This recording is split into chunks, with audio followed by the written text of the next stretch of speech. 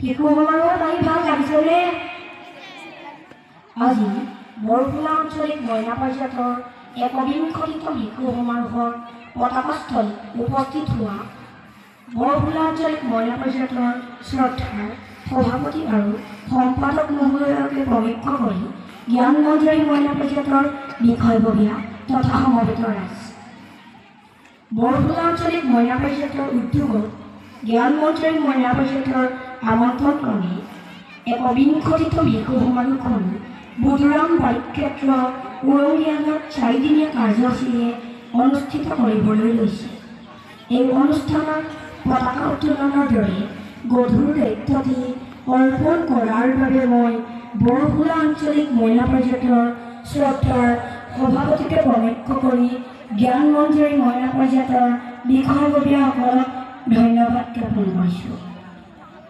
আমি শিশুবোৰ একোপাহি সৰগৰ পাৰিজাতৰ দৰে সুকোমল ক্ষুদ্ৰ ফুল। এনে বহু ফুলৰ সমাহাৰ মইনা পাৰিজাত।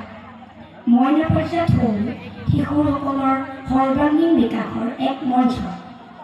শিশুৱে মইনা মেলৰ জৰিয়তে সুপ্ত প্ৰতিভাসমূহ বিকাশৰ থল পায়। আজিৰ পৰা বহু বছৰ আগত 20 শতিকাৰ মাজভাগতে ভালেকেইজন শিশু কল্যাণকামী মহান মনীষীৰ প্ৰচেষ্টাত এই পবিত্ৰ অনুষ্ঠানটিৰ জন্ম হয়। সেই সময়ত অসমৰ বিভিন্ন প্ৰান্তৰ বহুতো শিশুপ্ৰেমীয়ে শিশুসকলৰ কল্যাণৰ বাবে কেইবাটাও অনুষ্ঠানৰ জন্ম দিছিল।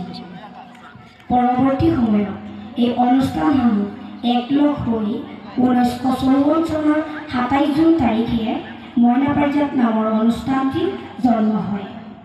ককা মহাদেৱ শৰ্মা, কদৰ্প শৰ্মা, নলিনীবালা দেৱী, আশ্ৰফ আলী ডাঙৰীয়া, প্ৰকাশ শৰ্মাৰ দৰে এনে বহু ব্যক্তিৰ ত্যাগৰ ফলত জন্ম হোৱা অনুষ্ঠান হ'ল মইনা পাৰিজাত, যি বৰ্তমান সমগ্ৰ অসমত 19খন জিলাত 2766টা শাখাত বিকশিত হৈ আছে।